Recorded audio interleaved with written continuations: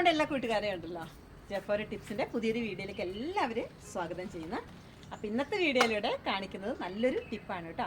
എന്താണെന്നറിയാമോ, നമ്മുടെ ബൊഗേൺവില്ലയൊക്കെ ഇപ്പം ഇങ്ങനെ പൂക്കളായി വരാനായിട്ട് തുടങ്ങിയിട്ടുണ്ട് കേട്ടോ. ഇപ്രാവശ്യം ഉണ്ടല്ലോ എല്ലാ സ്ഥലത്തും മഴ നീണ്ടു നിന്നതുകൊണ്ട് വളരെ വഴുകിയെന്ന് തോന്നുന്നു കേട്ടോ പൂക്കൾ വിരിയാനായിട്ട് തുടങ്ങിയിട്ടുള്ളത്. അപ്പോൾ ഇനി അങ്ങോട്ട് പൂക്കളൊക്കെ നല്ല ഭംഗിയായിട്ട് വരണ്ടേ, അപ്പോൾ നമുക്കതിന് ചെറിയൊരു വളം കൊടുക്കാവേ. അപ്പം അതായത് ആ ഒരു വളം കൊടുക്കുമ്പോൾ നമ്മുടെ ചെടികളുടെ ഇലകളൊക്കെ കുറച്ചും കൂടി നല്ല ഹെൽത്തി ആയിട്ട് വരും, കൂടാണ്ട് നിറഞ്ഞ് ഇങ്ങനെ പൂക്കൾ വരും കേട്ടോ.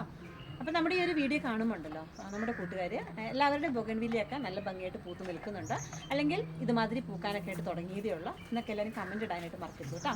അപ്പം അത്യാവശ്യം ചെടികളിൽ പൂവിട്ട് വരാനായിട്ട് തുടങ്ങിയിട്ടുണ്ട്. അപ്പോൾ നമ്മൾ ഈ ഒരു വളം കൂടെ കൊടുക്കുമ്പോഴേക്കും അടിപൊളിയായിട്ട് വരും. അപ്പം ഞാൻ ഫസ്റ്റ് കൊടുക്കുന്ന വളർന്ന് വെച്ചിട്ടുണ്ടെങ്കിൽ അപ്പം ഇതുപോലെ നിൽക്കുന്ന ചെടിയുണ്ടല്ലോ, നമ്മൾ അതിൻ്റെ ചുവട്ടിൽ നല്ലോണം കുറച്ച് ചാണകപ്പൊടി ഇട്ട് കൊടുക്കും കേട്ടോ.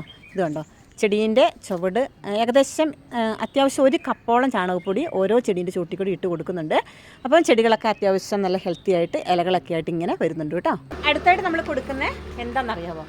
അപ്പോൾ ഇതാണ് കേട്ടോ നമ്മുടെ എപ്സം സൾട്ട്. അപ്പോൾ ഇതൊരു കുറച്ചെടുത്തിട്ട് ഒന്നുകിൽ നമ്മുടെ ചെടീൻ്റെ ചുവട്ടിൽ ഇലകളിൽ കൂടെ നമുക്ക് സ്പ്രേ ചെയ്ത് കൊടുക്കാം. ഇനി അതല്ലെങ്കിൽ ഇതൊരു അല്പം എടുത്തിട്ട് നമ്മളിങ്ങനെ നമ്മുടെ ചെടീൻ്റെ ചുവട്ടിൽ കൂടെ ഇങ്ങനെ ഇട്ട് കൊടുക്കുക കേട്ടോ. അപ്പോൾ ഡെയിലി നമ്മൾ ചെടി നനച്ച് കൊടുക്കുമ്പോൾ അത് ആവശ്യാനുസരണം മണ്ണിലേക്ക് നല്ലോണം ലയിച്ചിറങ്ങിയിട്ട് നല്ല ഭംഗിയായിട്ട് പൂക്കളൊക്കെ തരും കേട്ടോ. അപ്പോൾ ഇതുപോലത്തെ ചെറിയ ചെറിയ ടിപ്സുകളൊക്കെ എല്ലാവരും ചെയ്ത് കൊടുക്കുക. നമ്മുടെ ചെടികൾ നല്ല ഹെൽത്തി ആയിട്ട് വളരെ